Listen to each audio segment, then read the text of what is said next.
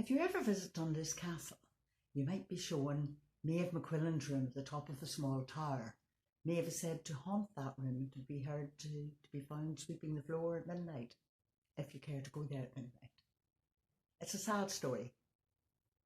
Old McQuillan of Dunluce Castle had one daughter, Maeve, and very beautiful she was. He had plans for her. He decided she was to marry the old man whose land adjoined his, an old chieftain. And it was kind of a political alliance that would cement the alliance, and so they would be safe from attack from other stronger chieftains. But Maeve wasn't going to have any of that. She had met and fallen in love with young O'Cahan of the Roe, and she decided that was who she would marry. Well, her father was horrified. Young O'Cahan of the Roe was the youngest son. He had neither money nor prospects, and most importantly, in Ireland at that time, he had no land. Maeve was adamant she would marry no one else.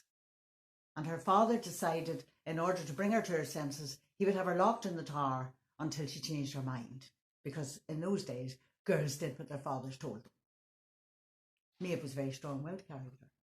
He visited her every night to see if she changed her mind, and each night her answer was the same. No, father, I won't marry that old man.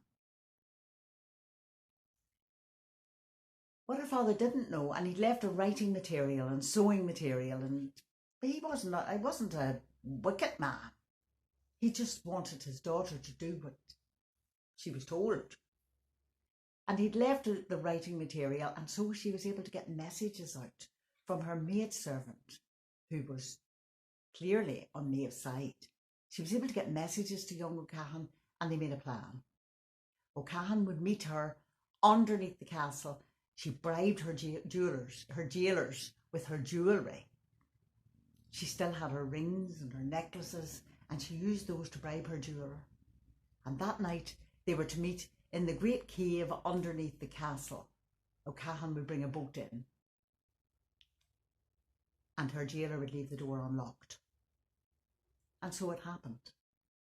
And that night, when old McQuillan visited his daughter, as he did every night after dinner, he found the tower room empty. And on looking out the window, he saw a little boat bobbing out in the water. He realised what had happened.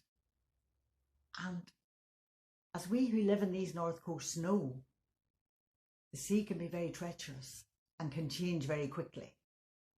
He called out to his daughter, come back, you can marry whoever you wish.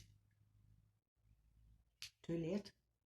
A squall was coming up, and as he called, a wave larger than all the others swamped the boat and tipped it so that the precious cargo were thrown into the water and never seen again.